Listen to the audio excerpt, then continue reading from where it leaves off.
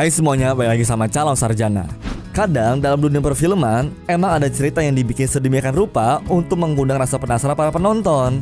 Ya, seperti rahasia-rahasia di serial kartun yang bakal gue jelasin ke kalian ini nih guys. Hai, Calon Sarjana di sini akan jelasin beberapa rahasia kartun yang selama ini tidak diketahui sama banyak orang. So, nggak usah pakai lama lagi, siapin diri kalian dan nikmatin videonya.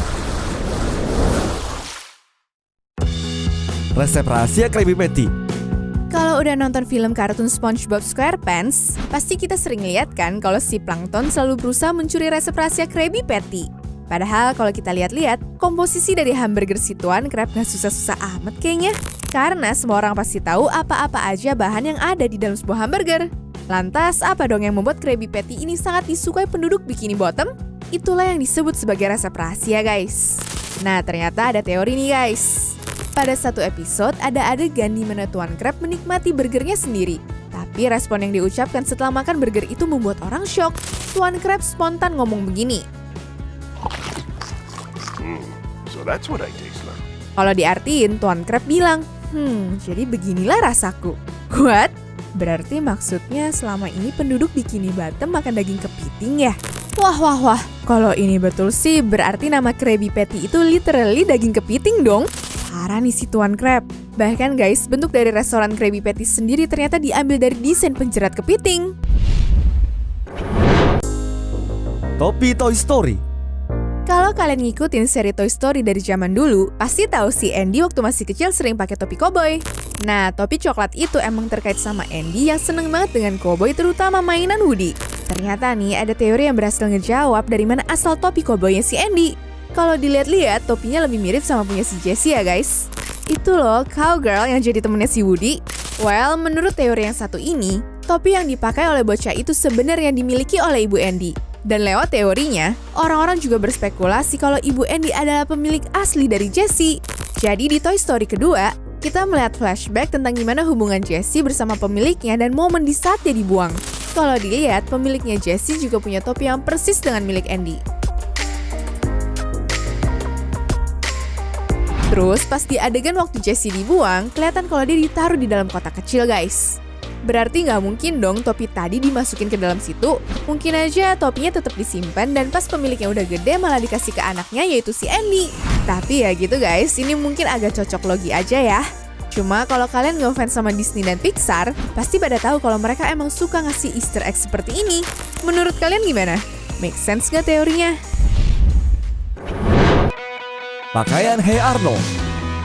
Buat para penggemar kartun Hey Arnold, pasti pernah ngeh kan kok pakaian Arnold agak aneh sih? Kalau diperhatiin, ada bagian kain flanel keluar dari dalam sweaternya. Para fans sempat pada mikir, apakah si Arnold pakai rok kayak orang Skotlandia ya? Nah, tanggapan seperti itu ternyata salah loh. Menurut Craig Bartlett selaku desainer kartunnya, Arnold itu memakai kemeja flanel dalam sweater. Jadi apa yang kita lihat keluar dari bawah sweater Arnold adalah bagian bawah kemejanya yang kelebihan guys. Padahal pas awal kartun ini tayang, tren berpakaian seperti itu belum dikenal sama banyak orang loh guys. Patrick dan Gary.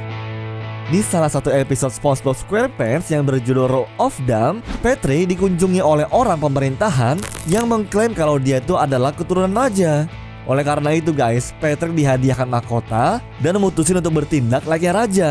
Cuma semakin lama, si Patrick itu malah makin menjadi raja yang sangat kejam guys.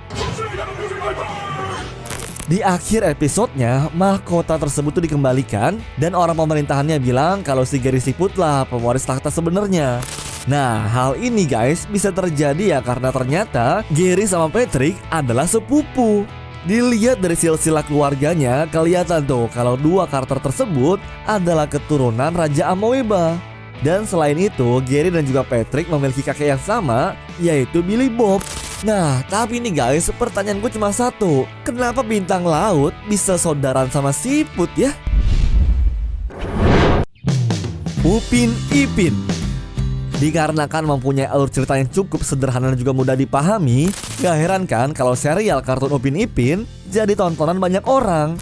Seperti yang kalian ketahui tuh guys, kalau kedua bocah ini cuma tinggal sama Kak Rose dan juga neneknya yaitu Opa. Lah, terus orang tuanya kemana dong? Nah, asalkan tahu aja nih, menurut beberapa sumber, ternyata para kru pembuat serial ini tuh sebenarnya lupa untuk membuat karakter ayah dan juga si ibunya si Upin Ipin. Tapi walaupun begitu ya, sosok orang tua mereka tuh sempat muncul dalam sebuah foto saat Upin Ipin tuh lagi ulang tahun, guys. Kalau dilihat dari episode Kenangan Mengusik Jiwa, ayah Upin Ipin yang bernama Abdul Salam ternyata merupakan seorang tentara loh. Ya, kenapa bisa gue tahu bapaknya tentara? Selain dari Wikipedia, dalam episode awal juga diceritakan tuh guys, kalau kostum, lencana dan juga topi sang ayah masih disimpan dengan baik sama si nenek.